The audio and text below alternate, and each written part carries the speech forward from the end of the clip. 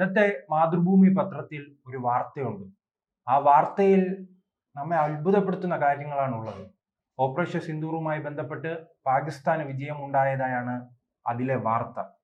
വാസ്തവമുണ്ടോ? മാതൃഭൂമി നമ്മുടെ എല്ലാവരുടെയും സ്വാതന്ത്ര്യ സമര വികാരങ്ങളെ ആളിക്കത്തിച്ച ഒരു പത്രമുത്തശ്ശിയാണെന്നുള്ളതിനകത്ത് സംശയമില്ല. അപ്പം അതിൽ ഈ മാതൃഭൂമിയുടെ സ്ഥാപകരിൽ നിന്ന് MB വീരേന്ദ്രകുമാർ ഈ പത്രം പിടിച്ചെടുത്ത ഒരു കഥ മാധ്യമപ്രവർത്തകരുടെ പഴയ തലമുറയിലുള്ളവർക്ക് അറിയാം. അന്ന് മാതൃഭൂമി ഏറ്റെടുക്കാൻ വേണ്ടിയിട്ട് മാതൃഭൂമിയുടെ ഒരു മാനേജ്മെൻറ്റ് വളരെ വീക്കാവുന്ന ഒരു സമയത്ത് മാതൃഭൂമി ഏറ്റെടുക്കാൻ വേണ്ടിയിട്ട് ടൈംസ് ഓഫ് ഇന്ത്യ ഗ്രൂപ്പിൻ്റെ ബെന്നറ്റ് ആൻഡ് കോൾമാൻ തയ്യാറെടുത്ത് വന്നിരുന്നു. അപ്പോൾ ഇതാ കോർപ്പറേറ്റുകൾ മാതൃഭൂമിയെ കൊണ്ടുപോകുന്നതെന്ന് നിലവിളിച്ച് നെഞ്ചത്തടിച്ചും കരഞ്ഞ് മെഴുകി ഈ പാവപ്പെട്ട ഓഹരി ഉടമകളിൽ നിന്ന് ഈ ഓഹരികളെല്ലാം വാങ്ങിക്കൂട്ടിയതും മാധവിക്കുട്ടിയുടെ ഓഹരികൾ നിർബന്ധമായിട്ട് അവരിൽ നിന്നും വാങ്ങിച്ചതും എല്ലാവർക്കും കേരളത്തിൽ അറിയാവുന്ന കാര്യങ്ങളാണ്. ഇത് അതിൻ്റെ ഒരു പിന്നാമ്പുറ കഥകളാണ്. അങ്ങനെ പത്രക്കച്ചവടക്കാരിൽ നിന്നും കാപ്പിക്കച്ചവടക്കാരും ചേനക്കച്ചവടക്കാരും ഒക്കെ മാതൃഭൂമി സ്വന്തമാക്കി. അതിലൊരു മുതലാളി മരിച്ചു കഴിയും. അത് മറ്റ് ചില സിനിമാ മുതലാളികളുടെ കയ്യിൽ കൂടെ ആയിരുന്ന ഒരു സമയത്ത് ഇത് ശ്രീ MB വീരേന്ദ്രകുമാർ മരിച്ചുപോയി. അതിനുശേഷം മാതൃഭൂമിയുടെ റിപ്പോർട്ടിങ്ങിൽ നമ്മൾ കാണുന്നത് ആൾക്കാർ ഇപ്പോൾ കളിയാക്കി വിളിക്കുന്നത് അൽ ജസീറയുടെ കോഴിക്കോട് എഡിഷൻ എന്നാണ് പറയുന്നത്. അപ്പോൾ അൽ ജസീറ കൊടുക്കുന്ന മാതിരിയുള്ള വാർത്തകളാണ് നമ്മളിപ്പോൾ മാതൃഭൂമിയിൽ കാണുന്നത്. ഇപ്പോൾ നമ്മൾ പറയാറുണ്ട്, നമ്മളൊക്കെ നേരെ നടന്നില്ലെങ്കിൽ നമ്മുടെയൊക്കെ കാരണവന്മാർക്ക് ഓരോരുത്തർ പറയും. അപ്പോൾ മാതൃഭൂമിയിൽ ഇങ്ങനെയുള്ള വാർത്തകൾ വരുമ്പോഴത്തേക്ക് പലരുടെയും കാരണവന്മാരെ കാണുന്നവരെ ഓർമ്മിച്ചെങ്കിൽ അതിനകത്ത് അതിശയമൊന്നുമില്ല.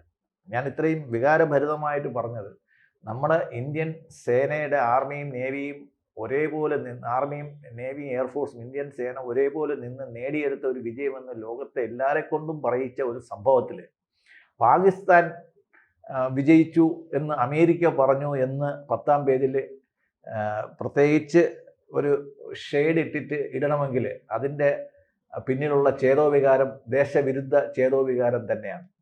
മാതൃഭൂമി എന്നുള്ള പേരിന് പോലും അപമാനമായിട്ടുള്ളൊരു വാർത്തയാണ് അവർ ഈ കൊടുത്തേക്കുന്നത്. യഥാർത്ഥത്തിൽ UN-ൻ്റെ ഒരു അഡ്വൈസറി കൗൺസിലാണ്, US-ൻ്റെ ഒരു അഡ്വൈസറി കൗൺസിലായിട്ടുള്ള ഒരു അഡ്വൈസറി കൗൺസിലാണ് ഈ ഒരു റിപ്പോർട്ട് US-ൽ സമർപ്പിച്ച്. അതിൻ്റെ ഒഫീഷ്യൽ വെർഷൻ നമുക്ക് ആൾ ഇന്ത്യ റേഡിയോയുടെ ഒഫീഷ്യൽ വെബ്സൈറ്റിൽ കിടപ്പുണ്ട്. യഥാർത്ഥത്തിൽ എന്താ സംഭവിച്ചത് അവിടെ പറയുന്നത്, ഇവിടെ ഇന്ത്യ സംഘർഷത്തിനിടയ്ക്ക്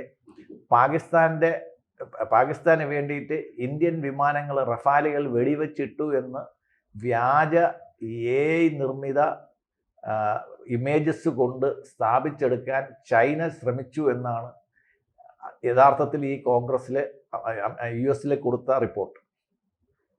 അതായത് ഇവർ തോറ്റു എന്ന് മാത്രമല്ല, തോറ്റത് ചൈനീസ് ഉപകരണങ്ങൾ കൊണ്ടാണ് തോറ്റതെന്ന് വന്നാൽ ചൈനയുടെ സൈനിക ഉപകരണങ്ങൾക്ക് അന്താരാഷ്ട്ര മാർക്കറ്റിൽ വിലയില്ലാതാകുമെന്ന് മനസ്സിലാക്കിയിട്ട് ചൈന കാണിച്ച ഒരു ചെറ്റത്തരമാണ് ഇതെന്ന് US കോൺഗ്രസ്സിൽ വളരെ കൃത്യമായിട്ട് അവർ റിപ്പോർട്ട് ചെയ്തിട്ടുള്ളതാണ്. കാര്യം അവിടെ അവർക്ക് പ്രധാനമായിട്ടുള്ള എതിരാളികൾ എന്ന് പറയുന്നത് റഫാലാണ്. ചൈനയുടെ J സീരീസ് വിമാനങ്ങൾക്ക് എതിരായിട്ടുള്ള റഫാലാണ്. ഇവിടെ റഫാല് ഒന്നും നഷ്ടപ്പെട്ടില്ല എന്നും റഫാല് നഷ്ടപ്പെട്ടു എന്നും ചൈനീസ് നിർമ്മിത വിമാനങ്ങളൊന്നും നഷ്ടപ്പെട്ടില്ല എന്നും ലോകര മുമ്പ് കാണിക്കേണ്ടത് ചൈനീസ് രാജ്യത്തിൻ്റെ ഒരു താല്പര്യമായിരുന്നു. അതേസമയം ഇന്ത്യയും രാഹുൽ ഗാന്ധി ഒഴിച്ചുള്ള മറ്റെല്ലാ ഇന്ത്യക്കാരും പറഞ്ഞത് ഇന്ത്യക്ക് വിമാനങ്ങളൊന്നും നഷ്ടപ്പെട്ടില്ല. ഇനി നഷ്ടപ്പെട്ടിട്ടുണ്ടെങ്കിൽ റഫാലുകൾ നഷ്ടപ്പെട്ടു എന്ന് നമ്മൾ ഒരിക്കലും അക്സെപ്റ്റ് ചെയ്തിട്ടില്ല. വിമാനങ്ങൾ നഷ്ടപ്പെട്ടിട്ടുണ്ടാവാം, ഇല്ലായിരിക്കാം, പക്ഷേ റഫാലുകൾ നഷ്ടപ്പെട്ടു എന്ന് പറഞ്ഞ് പരത്തി റഫാലിനെ ഇൻ്റർനാഷണൽ മാർക്കറ്റിൽ ഇകഴ്ത്തി കാട്ടാൻ വേണ്ടിയിട്ട് ചൈനീസ് ഭരണകൂടം കാണിച്ച ഒരു നെറികേടിനെയാണ് അമേരിക്കൻ അന്വേഷണ ഏജൻസികൾ കണ്ടുപിടിക്കുകയും അത് റിപ്പോർട്ട് ചെയ്യുകയും ചെയ്തു. അത് മാതൃഭൂമിയിൽ വന്നപ്പോഴത്തേക്ക് നേരെ തിരിച്ചായി പോയത് ഇംഗ്ലീഷിൻ്റെ പരിജ്ഞാനക്കുറവാണോ അതോ മൗദൂദിസത്തിൻ്റെ പ്രസരിപ്പിൻ്റെ കൂടുതലാണോ എന്ന് നമുക്കറിയത്തില്ല. എന്തായാലും ഇത് നമ്മുടെ രാജ്യത്തിന് നാണക്കേടുണ്ടാക്കുന്ന ഒരു റിപ്പോർട്ടിംഗ് തന്നെയാണ്. അല്ല, ഇപ്പോൾ കേരളത്തിന്റെ ഒരു അജണ്ടയായി മാറിയിട്ടുണ്ടല്ലോ ഇത്തരം വാർത്തകൾ.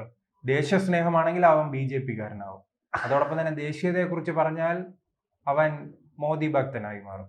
അതല്ല, നമ്മള് അദ്ദേഹം പറഞ്ഞത് നമ്മൾ സാധാരണഗതിയിലുള്ള ഒരു ഒരു ഒരു ലെവൽ പൊളിറ്റിക്സിനെ പറ്റിയിട്ടാണ് പറഞ്ഞത്. ഇത് മാതൃഭൂമി പോലുള്ള ഒരു പത്രത്തിൽ ഇത്തരം ഒരു വാർത്ത വരുമ്പോഴത്തേക്ക് ഈ ചാണക മനസ്ഥിതി ഉള്ളവർ പോലും വിശ്വസിച്ചു പോകുന്ന ഒരു വിശ്വാസ്യത മാതൃഭൂമി എന്ന് പറയുന്ന പത്രത്തിന് കേരളത്തിലുണ്ടായിരുന്നു. അത് ക്രമേണ നഷ്ടപ്പെട്ടുകൊണ്ട് വരുന്നു എന്നുള്ളതാണ്. പല വാർത്തകൾക്കുമെതിരെ മാതൃഭൂമി കത്തിക്കേണ്ട ഒരു അവസരം വന്നിട്ടുണ്ട്. മാതൃഭൂമി എന്ന് എഴുതിയ ഒരു പത്രം കത്തിക്കുക എന്ന് പറയുമ്പോഴത്തേക്ക് നമ്മുടെ എല്ലാവരുടെയും ദേശസ്നേഹത്തിന് ഇടിവ് തട്ടുന്ന ഒരു കാര്യമാണ്. എങ്കിൽ പോലും നമുക്കത് അക്സെപ്റ്റ് ചെയ്യാതിരിക്കാൻ സാധിക്കില്ല. അല്ല, അപ്പോൾ ഇതിൽ എന്താണ് വാസ്തവം? എന്താണ് ചേട്ടാ സൂചിപ്പിച്ചതുപോലെ തന്നെ ഇത് വ്യക്തമാണ്, ചൈനയുടെ ചിത്രങ്ങളെ കുറിച്ചാണ് പറഞ്ഞത്. എനിക്ക് ഇന്ത്യ ഗവൺമെന്റിന്റെ ഒഫീഷ്യൽ വാർത്തയെ പറ്റി മാത്രമേ എനിക്ക് ഔദ്യോഗികമായിട്ട് നമുക്ക് സംസാരിക്കാൻ സാധിക്കുള്ളൂ. മറ്റ് കാര്യം, ഒരു യുദ്ധത്തിന്റെ ഒരു ഭാഗം തന്നെയാണ് പ്രൊപ്പഗണ്ട വാർ എന്ന് പറയുന്നത്. അതായത് ഇല്ലാത്ത വിവരങ്ങൾ ഉണ്ടെന്ന് പറഞ്ഞല്ലേ. ഇതിനെക്കുറിച്ച് വിശ്വാസക്കുറവുള്ള ഇന്ത്യയിൽ രണ്ടുപേരേ ഉള്ളൂ, ഒന്ന് രാഹുൽ ഗാന്ധിയും പിന്നെ ചില മാധ്യമങ്ങളും പിന്നെ ഷഹീൻ അഫ്രീദിയും. അദ്ദേഹമാണ് US-ന്റെ അല്ല പാകിസ്ഥാന്റെ വിജയ മാർച്ച് നടത്തുന്നത്. അപ്പോൾ ഇത്തരം കാര്യങ്ങൾ നമ്മൾ വരുമ്പോഴത്തേക്ക് നമ്മുടെ ഈ യുദ്ധത്തിന്റെ തന്നെ ഒരു ഭാഗമാണ് പ്രൊപ്പഗണ്ട എന്ന് പറയുന്നത്. അതായത് തെറ്റായിട്ടുള്ള വിവരങ്ങൾ പ്രചരിപ്പിക്കുക, ജനങ്ങളെ ഇളക്കി വിടുക, ജനങ്ങളുടെ വികാരത്തെ സ്വാധീനിക്കുക. നമ്മുടെ വാറിന്റെ തന്നെ ഒരു പോർഷനാണ് പ്രൊപ്പഗണ്ട വാർ എന്ന് പറയുന്നത്. അപ്പോൾ പ്രൊപ്പഗണ്ട വാറിന്റെ രീതിയിലാണ് അവർ ചെയ്തിരിക്കുന്നത്. കാര്യം, ഇന്ത്യ തോറ്റു എന്നുള്ള ഒരു ചിന്ത ഇന്ത്യക്കാരിലും ഇന്ത്യൻ പട്ടാളക്കാരുടെ ഇടയ്ക്കും ഈ പത്രം വായിക്കുന്നവരുടെ ഇടയിലും വരുത്തുക എന്നുള്ള ഒരു ദുരുദ്ദേശത്തോടു കൂടി ആയിരിക്കണം ഇത് ചെയ്തത്. ഇത് നമ്മുടെ ആത്മവീര്യത്തെയും നമ്മുടെ പോരാട്ട വീര്യത്തെയും സ്വാധീനിക്കാൻ എപ്പോഴും കാരണമാകുന്ന കാര്യങ്ങളാണ്. അതുകൊണ്ട് ഇത്തരം കാര്യങ്ങൾ നിങ്ങൾ റിപ്പോർട്ട് ചെയ്തില്ലെങ്കിലും വേണ്ടില്ല, പക്ഷേ മറ്റൊരു രാജ്യത്തിന് വേണ്ടിയിട്ട് നമ്മൾ റിപ്പോർട്ട് ചെയ്യുകയും അവരെ വെള്ളപൂശാൻ ശ്രമിക്കുകയും അവരെ വീരന്മാരാക്കാൻ ശ്രമിക്കുകയും ചെയ്യുന്നത് നമ്മുടെ രാജ്യ താല്പര്യത്തിന് എതിരാണ്. പാകിസ്ഥാനിലും ബംഗ്ലാദേശിലേക്ക് ഇപ്പോൾ ഒരുപാട് പേര് പോകുന്നുണ്ട്, ക്യൂ നിന്നിട്ട് ബംഗ്ലാദേശിലേക്ക് ഓടുന്നുണ്ട്. ബംഗാളിൽ നിന്നൊക്കെ അവരുടെ കൂടെ മാതൃഭൂമിക്കാരും പോകുന്നതായിരിക്കും നല്ലതെന്ന് തോന്നുന്നു. എവരെയും കൂടെ SIR-ൽ ഉൾപ്പെടുത്തി അവർക്ക് ബംഗ്ലാദേശ് യഥാർത്ഥത്തിൽ ഞാൻ വായിക്കുന്ന ബംഗ്ലാദേശി മാധ്യമങ്ങളിൽ പോലും ബംഗ്ലാദേശി മാധ്യമങ്ങളിൽ പോലും പാകിസ്ഥാൻ തോറ്റുവെന്നും ഇന്ത്യ ജയിച്ചുവെന്നാണ് ബംഗ്ലാദേശി മാധ്യമങ്ങൾ. അവർ ഒരു പരിധിവരെ ഇസ്ലാമിക രാജ്യമാണെങ്കിൽ പോലും അവരുടെ റിപ്പോർട്ടിങ്ങിൽ പോലും ഇങ്ങനെ ഒരു റിപ്പോർട്ട് കണ്ടിട്ടില്ല. ബംഗ്ലാദേശുകാർ പോലും റിപ്പോർട്ട് ചെയ്യാൻ മടിക്കുന്ന ഒരു രീതിയിലാണ് നമ്മുടെ മാതൃഭൂമി ഇങ്ങനെ ഒരു വാർത്ത ചെയ്തിരിക്കുന്നത്. നമ്മുടെ കേരളത്തിലെ മാധ്യമങ്ങളെ കുറിച്ച് പറയുകയാണെങ്കിൽ ഇപ്പോൾ ജമാഅത്തെ ഇസ്ലാമിയുടെ ചാനലും അവരുടെ പത്രവും സാധാരണ നിഷ്പക്ഷം എന്ന് പറയുന്ന പത്രവും ചാനലുകളും തമ്മിൽ വ്യത്യാസമില്ലെന്ന് സാധാരണക്കാർ ഇപ്പോൾ സംശയിക്കുന്നുണ്ട്. അതല്ലേ ഇതിൽ വാസ്തവം? അല്ല, ഇപ്പം ജന്മഭൂമി ഒരു വാർത്ത എഴുതി കഴിഞ്ഞു കഴിഞ്ഞാൽ അതിനകത്ത് പൂർണ്ണമായിട്ട് സത്യമായിക്കൊള്ളണമെന്നില്ല. കാര്യം അതൊരു പാർട്ടി പത്രമാണ്. ദേശാഭിമാനം എഴുതുമ്പോഴത്തേക്ക് അത് പൂർണ്ണമായിട്ടും സത്യസന്ധമായിരിക്കണമെന്നില്ല. ഈവൻ മാധ്യമം പോലും എഴുതുമ്പോഴത്തേക്ക് സത്യസന്ധമായിക്കൊള്ളണമെന്നില്ല. വാർത്തകൾ ബയാസ്ഡ് ആവാൻ സാധ്യത. പക്ഷേ മാതൃഭൂമി ഇപ്പം ചർച്ചിനെ പറ്റിയിട്ട് എഴുതുകയാണെങ്കിൽ നമ്മുടെ സിസ്റ്റർ അഭയ കൊലക്കേസിനെ പറ്റി എഴുതുമ്പോഴത്തേക്ക് നമ്മുടെ മലയാള മനോരമ നിഷ്പക്ഷമായിട്ട് എഴുതില്ല എന്ന് എല്ലാവർക്കും അറിയാം. പക്ഷേ മാതൃഭൂമി പോലുള്ളൊരു പത്രത്തിന് നമ്മൾ ഇതുവരെ ആ ഒരു കാറ്റഗറിയിൽ നമ്മൾ ആരും ഇതുവരെയും കണ്ടിട്ടില്ല എന്നുള്ളതാണ് നമ്മളെ ഞെട്ടിക്കുന്നതും ഈ ഒരു വാർത്ത ചെയ്യാൻ നമ്മളെ പ്രേരിപ്പിച്ചത്.